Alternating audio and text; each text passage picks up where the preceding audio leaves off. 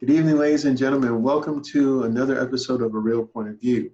I'm Greg Morgan, your host, and beside me is my co-host, the lovely Miss Karen D, the movie maven herself, and I am Greg Morgan, the real movie guy. So tonight we're going to talk about action actress, the main star of the film that we're going to be talking about.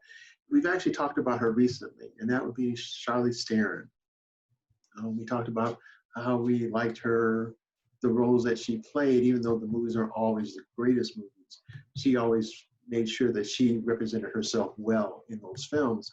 And so the film we're going to talk about tonight is what we're thinking about this particular film that just recently came out on Netflix, and it's called The Old Guard. This is a movie about immortals and how they are represented in this particular movie, and the different things that they have to go through. So what we like to do is first talk about what expectations we have from Miss Charlize Theron and the new crew that she's got in this film, The Old Guard, and does it seem like it would be worth watching? So Karen, good to see you as always.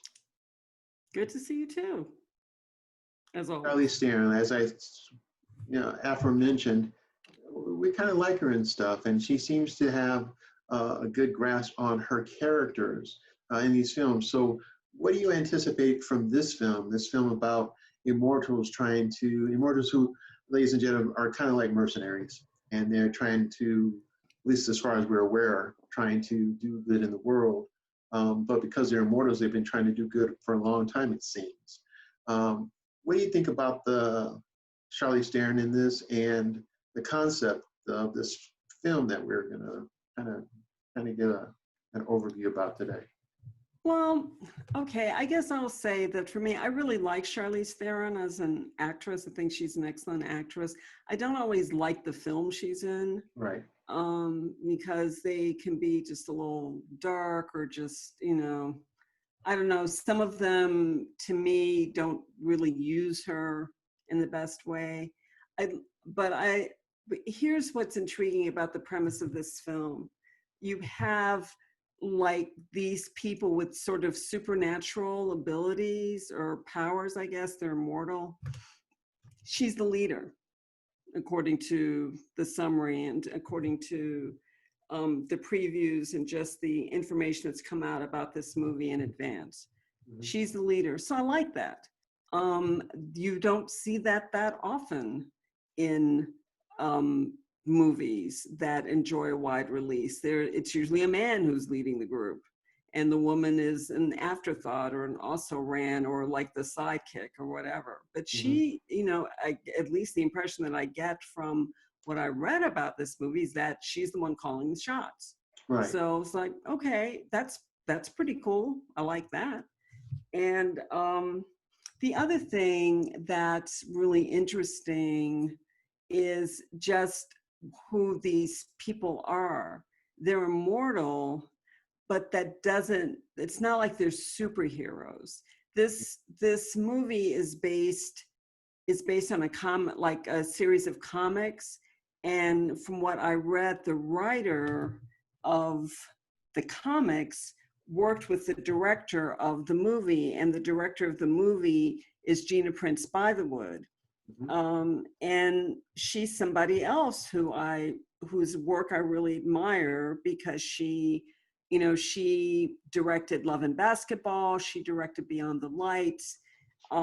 She's directed numerous television shows. I mean, she's an African-American woman who is directing this movie. And so to me, it's like when I found that out, it's like, I really want to see this. I want to see what a woman does. And I guess the woman who directed Wonder Woman, the latest version of Wonder Woman, I mean, okay, that was cool. You know, I went to the movies to see Wonder Woman simply because a woman was directing. It was the only thing that drove me to see that movie. Okay. Um, and I think we're still dealing with these just so tired stereotypes that Hollywood keeps perpetrating. You know, women can't do action films, women can't manage huge cast, women only like quote unquote chick flicks, women can only do intimate stories, they can't, you know, they can't manage, you know, they're not that interested in the superhero genre, they're not going to do that well, blah blah blah blah blah, tired crap, which just really needs to die, because I'm sorry, it's ridiculous. It's just ridiculous. Women are as multivariate and faceted as men are, always have been, maybe even more so, since women do the work and raise the children and have the babies, and don't even get me started. So, and I so this think you're notion that, already started. okay, yes, probably. But so this notion that somehow, well, I'm not really sure if you want to hand over the reins of an action film to a woman. I'm sorry, that's ridiculous. It's the 21st freaking century. People need to get woke about that. And at least, you know, instead of just making these tired assumptions based on nothing that even is in the same galaxy as a fact, why not just find out? So someone said, we're going to find out. We want somebody who's going to, you know, have a really interesting, unique point of view and is going to address this. And so, so Gina Prince Bythewood got the helm. And, you know, I don't know what review, I've seen some reviews and they've been mostly good. A couple sort of middling, but mostly good. And in fact, I remember seeing one headline that said that this is like the best superhero film of 2020 so far. Okay. So, you know, so I'm really looking forward to seeing it. And not only because of Charlize Theron, but because Chiwetel Ejiofor is in, and I love him. And of course, he's playing an American, even though the guy's British, but I guess he can only do Americans. And the other actors, Kiki Lane, Matthias Schoenaerts, Marwan Kenzari, Luca Marinelli, I've never heard of these people.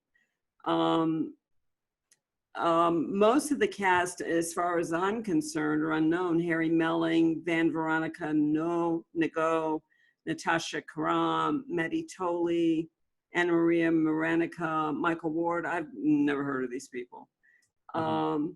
So, you know, mostly unknown cast. Greg Rucka is the person who wrote the graphic novel series. Right. And I guess what I really like and what has me looking forward to this film is that he worked with the director. They were a team. They worked together about how to bring this to light. And Greg Rucka, who did the graphic novels, wrote the screenplay, right, as long with other people, but he wrote the screenplay. So I'm like, that, you know, this is cool. I like this. And I guess the other thing that I like is that with these immortals, it's like, well, from what I've read of the summaries, it's like, well, they're supposed to, they live forever, but that doesn't mean they're impervious to pain. Mm-hmm. So they're running around doing their thing, whatever, you know, their thing. And, you know, they've been guarding the world, I guess, the people of Earth from themselves, because, you know, the people of Earth are just, you know, wackadoo. So they're helping the people of Earth survive. And it's like when things happen to them, it hurts. And I'm like, that's intriguing. So what does that mean? You know, so it's not a Man of Steel. It's not the Man of Steel. It's not Wonder Woman who, it's not Wonder Woman doing that. It's not, it's not Batman who just, stares you into submission. It's, they're they're trying to survive too, from what I gather. So I'm like, okay, that's intriguing. I kind of like that. Just to see, there are just some opportunities there for character development and for just multi-dimensional sort of plotting, that you don't get with the typical superheroes who are two-dimensional characters. All righty. Well, here's the thing. You mentioned Greg Rucka. I'm actually not unfamiliar with Greg Rucka. One of the things that I like to watch and or read are suspense thrillers and whodunits and things that sometimes creep in the night, but not so much as in like horror movies per se, but suspense thrillers where sometimes there is a creep and you never know who's behind you and all that kind of stuff. But one of the movies that he wrote was Whiteout, starred Kate Blankenship. And that was a really cool, literally cool film about these people who are in the Arctic and having to deal with a crime in the Arctic. And you've got police people who actually go out there to see what's going on. And it involves a police officer in the Arctic. And it was actually really good. I actually bought that movie because I liked it so much. So yeah, not at all oblivious to Greg Rucka. And I know I've seen Nikki Lane, and Nikki Lane, I believe, is in If Beale Street Could Talk. So she I've was. Actually, okay. That so was I've her actually breakout seen, role. Yeah, so I've actually seen her in that role. And I think there was something else I saw her in that's not coming to mind right now. So not thinking that they did a bad job probably in getting some actors in here, because both Charlize Theron and Miss Lane are very decent actresses in their own right. And so I'm hoping that Kiki Lane brings something to her character in this. And as all the trailers pretty much tell you, she's the newest part of this group. And so one of the intriguing things about me, I'm a big martial arts fan, big Bruce Lee fan all my life, and some more recent martial artists who are in film that I really enjoy, not just the big screen, but also on the small screen. And from what I can see in the previews and that I've seen, this is going to be really action-packed. Mm-hmm. And so I'm hoping that goes through the full essence and length of the film too, not just the part that they showed and then there's no more. But the essence of what I've read so far, reviews that I've seen and previews that I've been able to watch, I've seen like probably 2 or 3. Typically when I'm looking at a movie, I probably see 1 or 2 previews. If I don't get the idea what the movie's about off the first one, I will sometimes venture into a second one. But I made it a point to see more than one of these because I wanted to and hoped to see more than one angle of the film being portrayed in the preview, and I've been pretty successful. And nothing about it so far has turned me off. And I'm actually looking forward to seeing this movie in its entirety, and so that I can hopefully enjoy what I perceive to be a very enjoyable movie. Now, as I alluded to before, seeing the movie Whiteout that Greg Rucka had written before, that movie was pretty intense in moments. Not always through the whole essence of the film, but pretty intense in moments. So I know the guy can write a good script, write a good book. And of course, I'm a big graphic novel / comic book kid. So for me to see superheroes in a different light that are not DC, that are not Marvel, but they are more of an independent version of a graphic novel, that in itself is intriguing on its own. So that's going to hopefully bring a lot to the timbre of this film, and I'm hoping that that will help, you know, um, take a be different. That's what I'm looking for, to be different. Now, obviously, we have immortals. There's immortals all through comic bookdom, especially in more recent past with the Marvel universe and even the DC universe. So it's not that we haven't seen them. My thing is, let's see them not necessarily be so super, but be more, I'm hoping, a little bit more human in their experience, in their portrayal, in their abilities.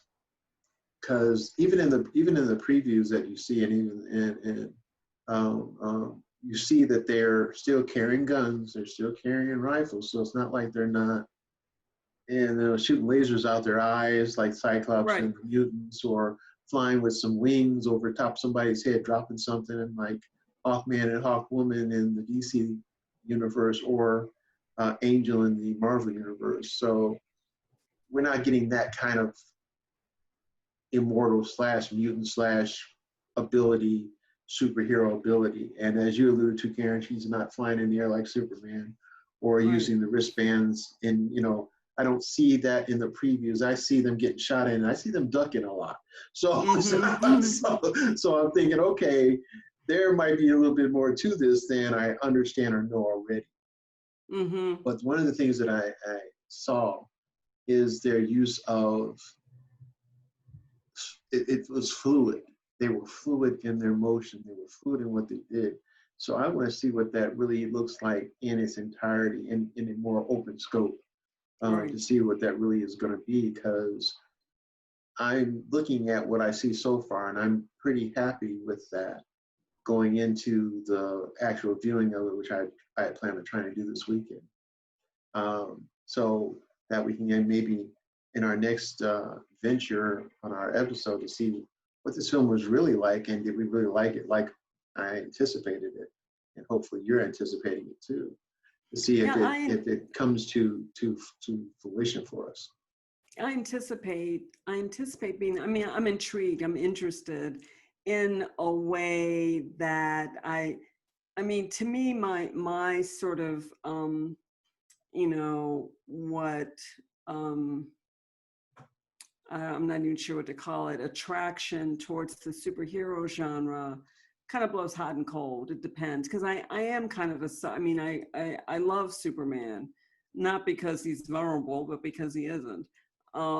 Batman, he's okay, kind of dark for me. Love the Green Hornet, only because of Kato. The Green Hornet himself was boring. But Kato was awesome, and loved Iron Man, because I remember going to see Iron Man in the movies and then calling one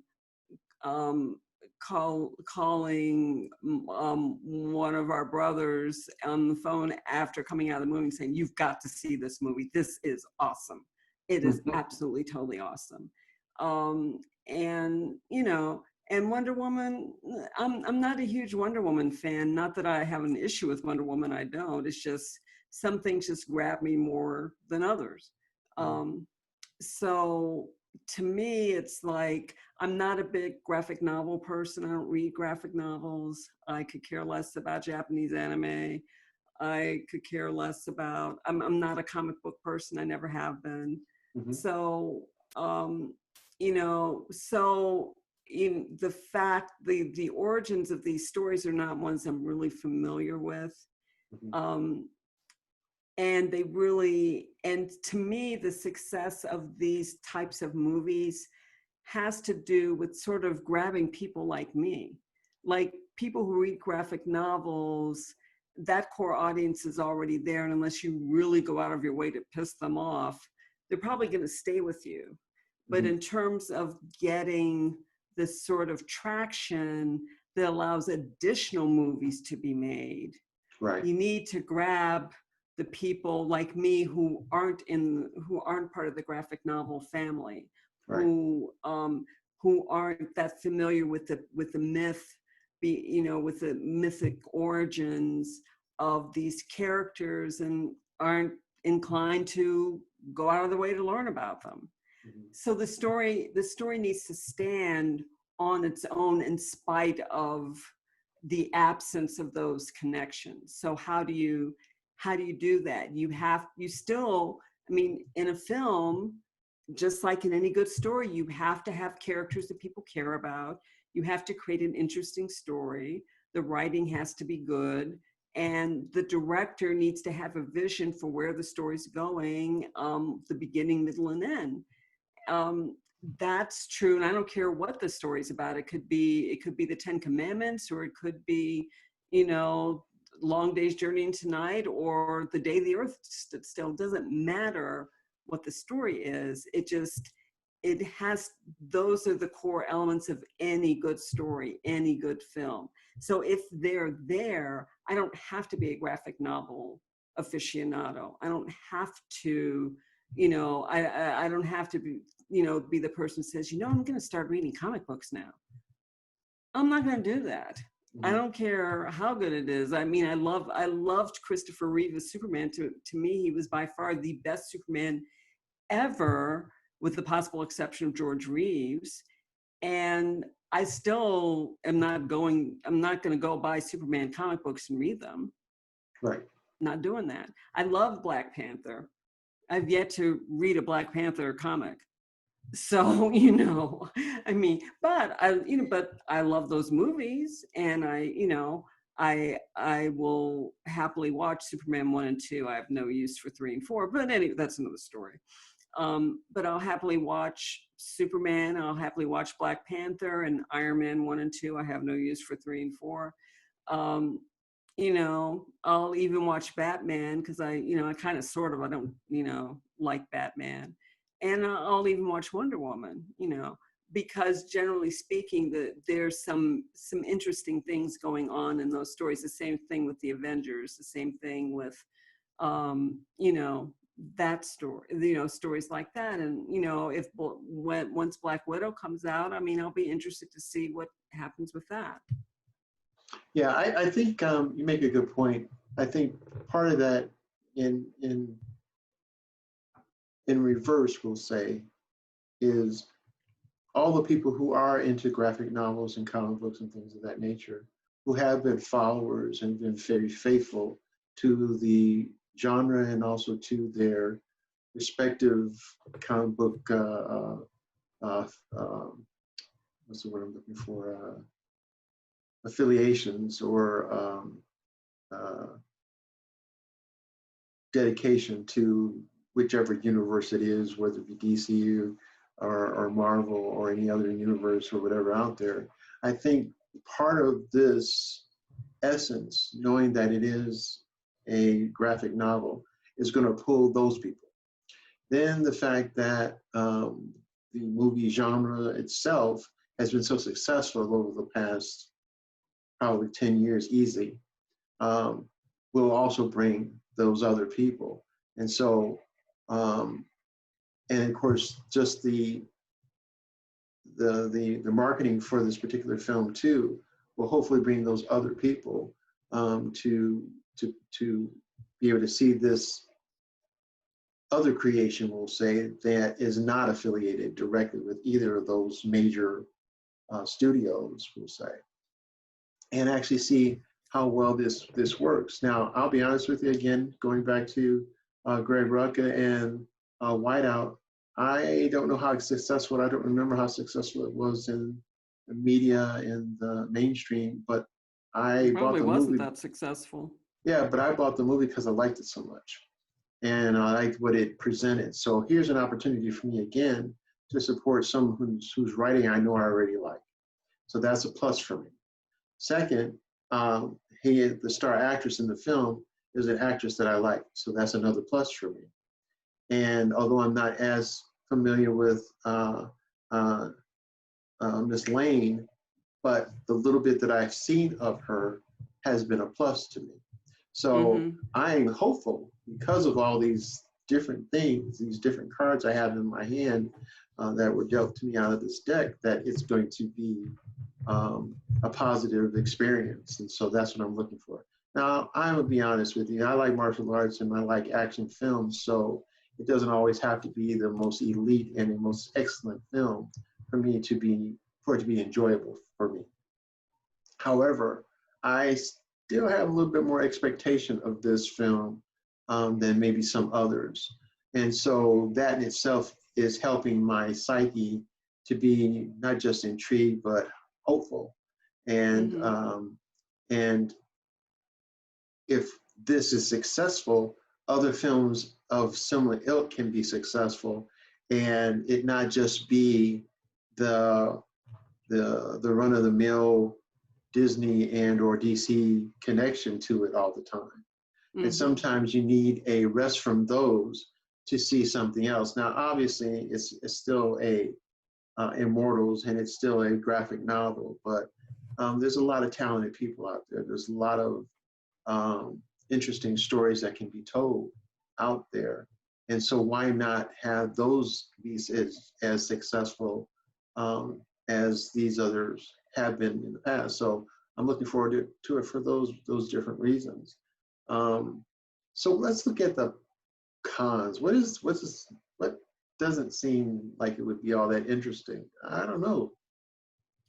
Um, there are quite a few characters within the realms of the group. You can see that in the previews, there's different people. Are they going to develop their characters a little bit? Do they have enough time to do that in the film? It's Or basically a if they 2-hour film, so I don't know. or if they try to do that, is that going to take away from the true essence of what's really trying to happen in this film? I hope not. I hope it doesn't take away from it. I hope whatever happens adds to it. Um, so I'm hoping that we don't get lost. Well, there's also, I mean, Greg Rucka wrote a series of novels. There's more than just, I mean, this is like the first story, I guess, but there are other stories.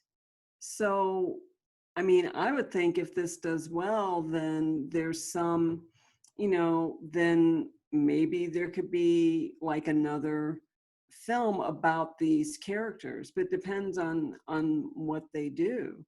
Yeah, yeah. It seems like there's a lot of material to work with, but the thing is, like, this first movie is so important because it's like, if you don't grab me with this story, I don't really care about the sequel. there Right. aren't Or there aren't if that there isn't, many right. movie, I mean, I think there are some in cinematic history, but generally speaking, if the first movie sucks, nobody's going to care about the second movie, and the likelihood of the second movie being light years better is pretty slim. Right. The first movie sets the agenda, and once in a while you have sequels that might be better than the original movies, but still the first movies were good, you Yeah. know I so this think has to be good. the one advantage that Marvel had and DC as well had is a long history, storied history of piecing together storylines and making them last over decades. That's an advantage. That is a true, already proven that a success rate because of those organizations millions and millions of dollars, and that's before the films. So um, the only difference here is that we do have a writer who's written more than one thing, obviously, and he's been fortunate enough to get some of those things in film. But the the competition is fierce when it comes to that. If you're trying to measure up, we'll say, and being successful in that kind of genre, um, not everybody's been able to live up to the task of that. A lot of things have gone to the wayside. So um, I'm hoping and am positive in my thought about this being successful, and maybe there will be, if it is successful, maybe there will be sequels, maybe there will be more, or maybe there would be different characters that come up because of how he frames this particular set of stories and or novel. Um, one of the writers of the small screen was the Game of Thrones. We're talking about humongous series of books um, that perked a season, multiple seasons of not even denting the first half of the books. So, Right.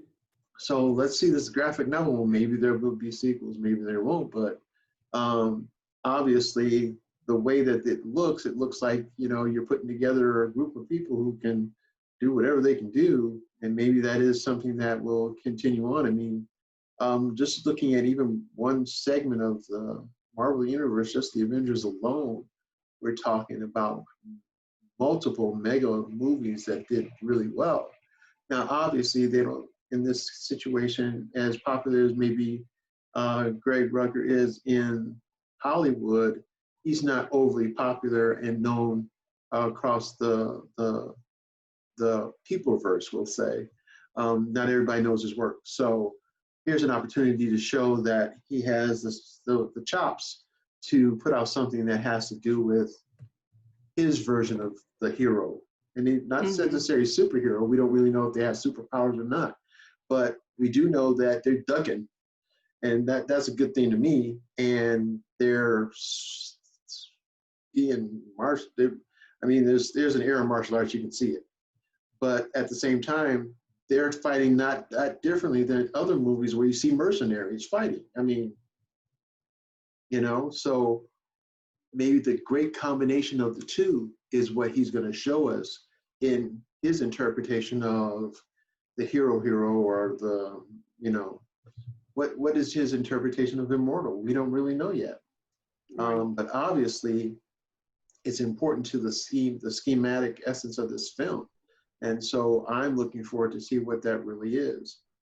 Sometimes some movies go over the top, and you don't want that to happen all the time, especially if you're sitting down and, as you've put it many times, Karen, paying your money to see something and you're not getting nothing in return.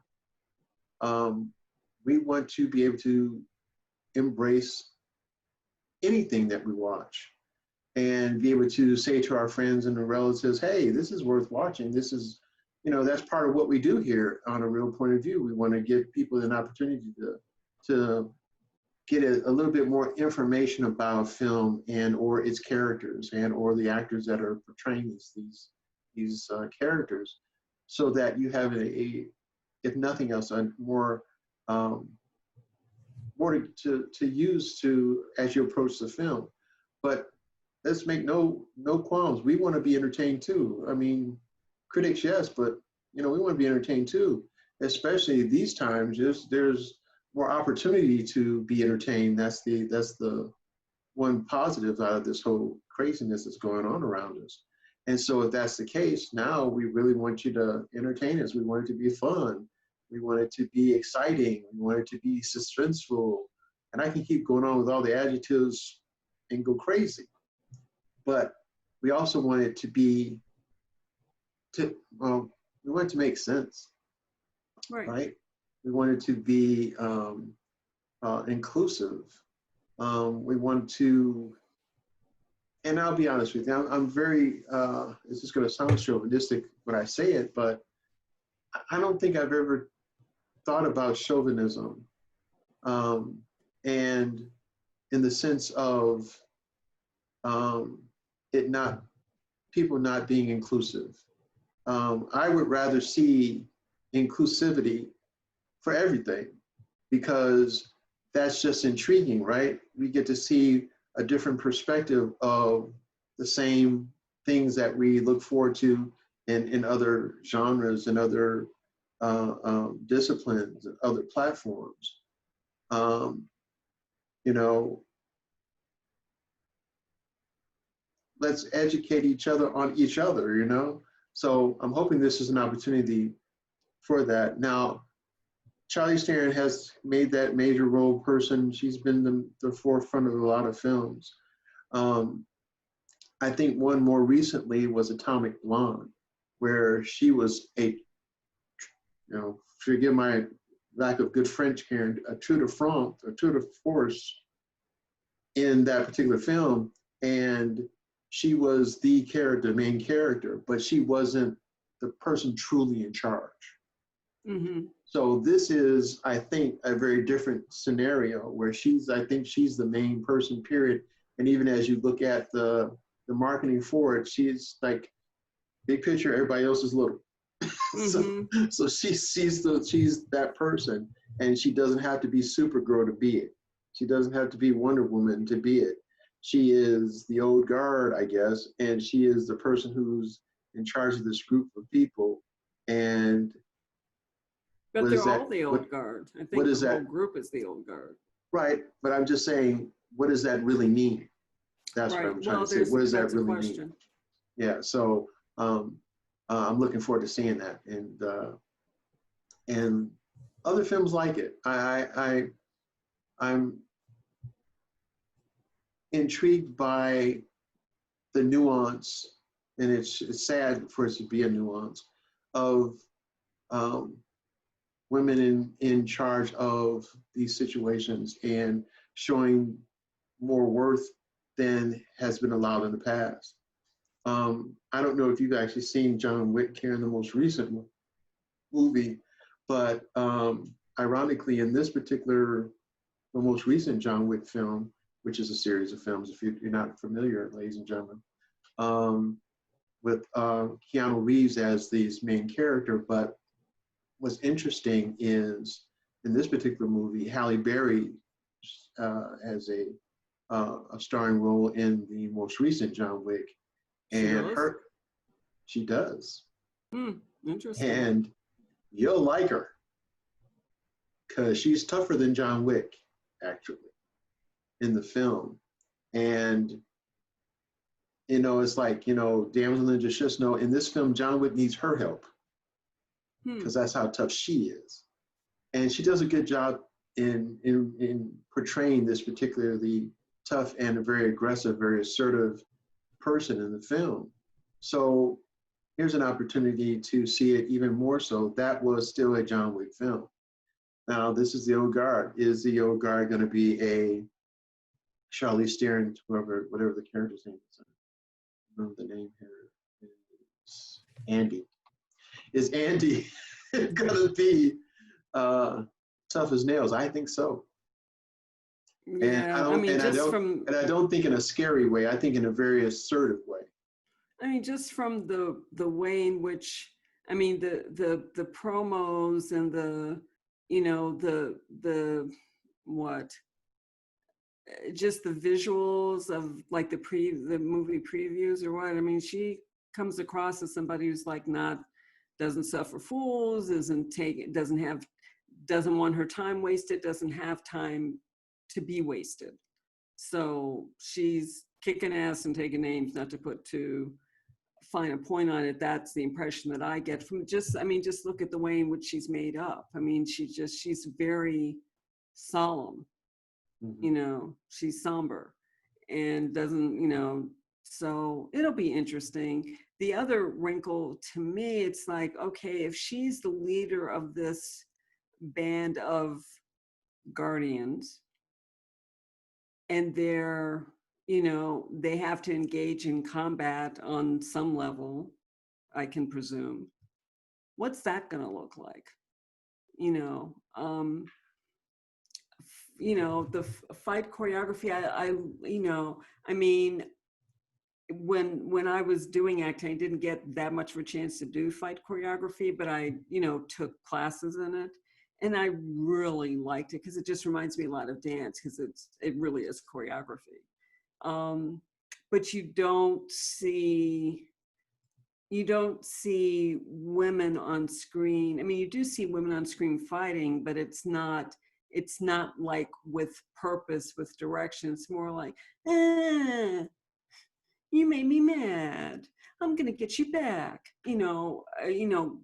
that stuff, and demeaning to me in that way. It's not, and it's defensive, it's not offensive, like we're going to go on the offense and we're going to go after something, I'm going to be fighting to do it, physically fighting. So I will be very interested to see how the fight choreography is handled, to the extent that there is fighting in this film. I'll be very interested to see that. The other wrinkle to me is, Netflix. Here's the question to me is like, is Netflix going to keep backing? Is Netflix going to back this? Netflix has always been very, sotto voce, very secretive about, what their ratings are, what their audience is like, who's doing well, who isn't, what elements they use to determine whether something gets a green light or not. We don't know. It's like it's their secret sauce, and they don't want to talk about it. And stuff that seems really popular, you would think would be renewed right away. It takes them a while, and other things that you're like, well, that's on the chopping block, and it gets renewed right away. And I'm like, what is behind that? Like for instance, I know I watched this during the pandemic that we're still in. But I watched Sweet Magnolias. That's it. I mean, this has nothing to do with the movie, but I'm just saying, for instance, that was on Netflix too.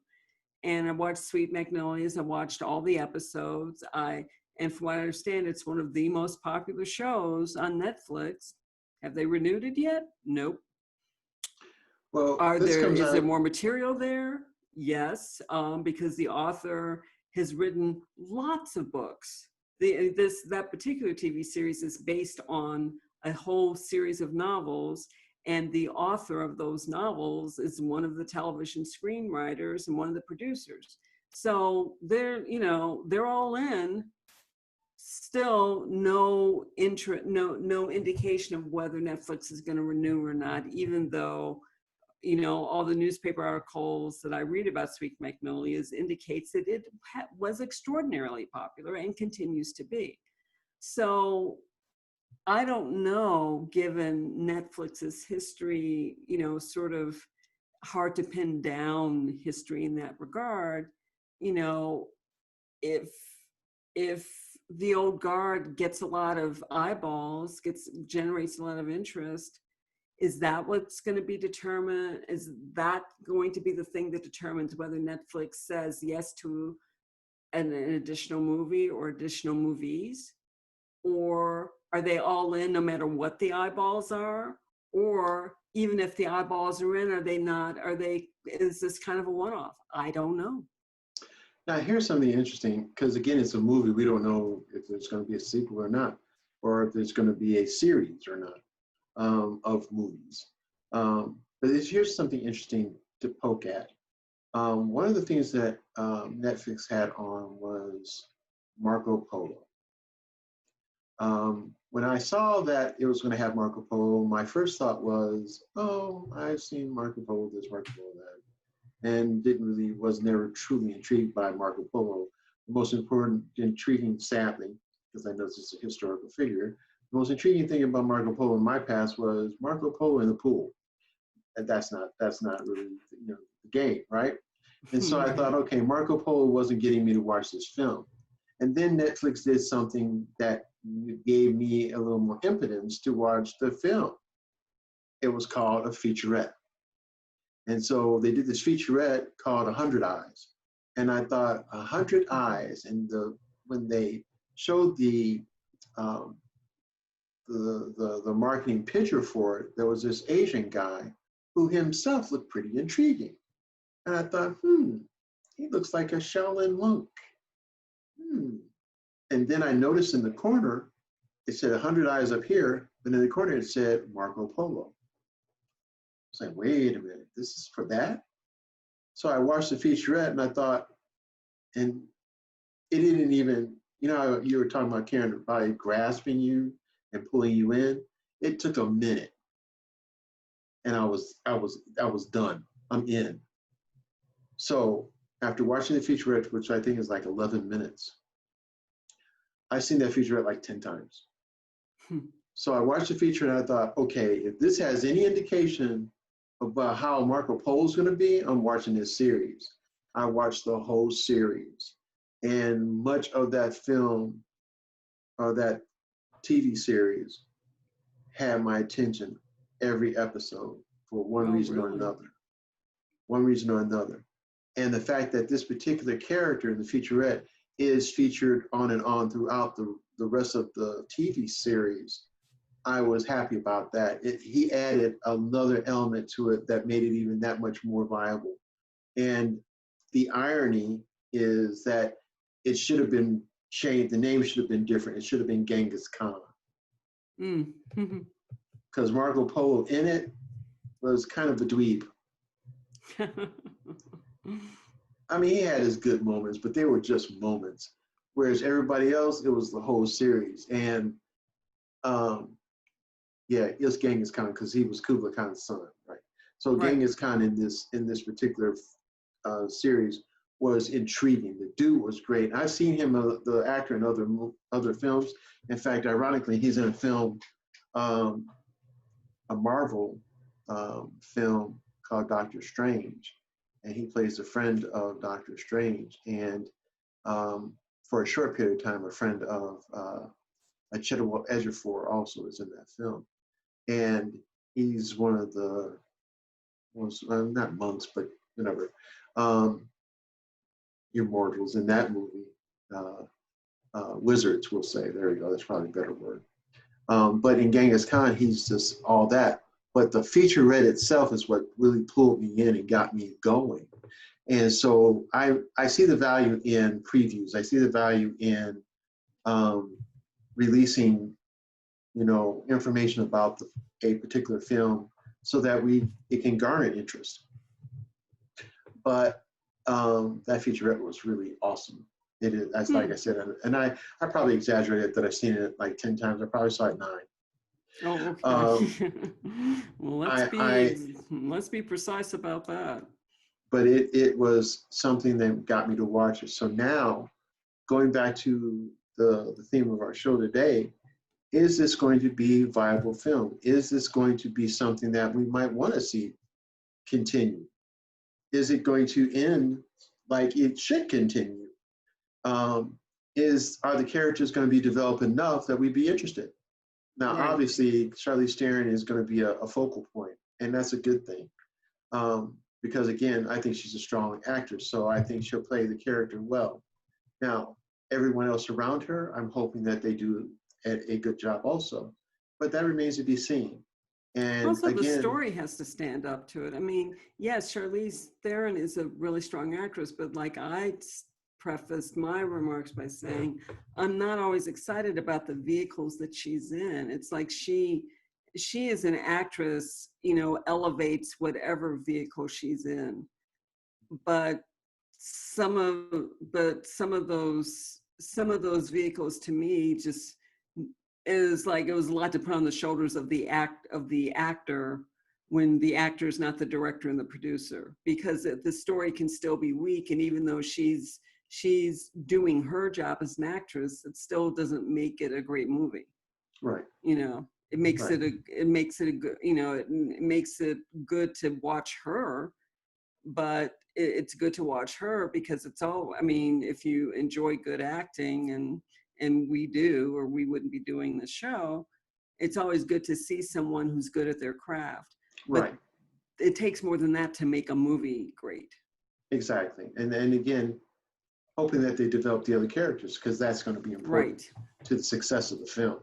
Right. And so I'm very optimistic and looking forward to it. I remember when I first saw the first previews of it, which was been weeks ago, easy. I was intrigued initially. The fact that it was going to be on Netflix made me even happier. So this weekend I had the opportunity, because I have Netflix, and the opportunity to take a look and Who doesn't have Netflix? Well, that's the whole point. If you get an opportunity to see it, what we'd like you to do, because we're going to talk about it next week, is to leave a comment on our YouTube channel and tell us what you think. Did we give you enough information so that you'll even attempt to take a look at it?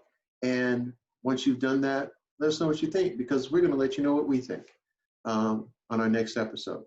So I'd like to thank you again for tuning in here with Karen and I on A Real Point of View. We hope our cohorts Larry and Stephen can join us soon, and maybe weigh in with their opinion as well.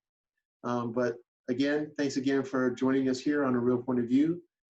We hope that we've been informative and helpful to your viewing pleasures. Have a wonderful night, everybody. And as always, take care, and we'll see you at the popcorn stand. Night, everybody. See ya. Take care, Karen.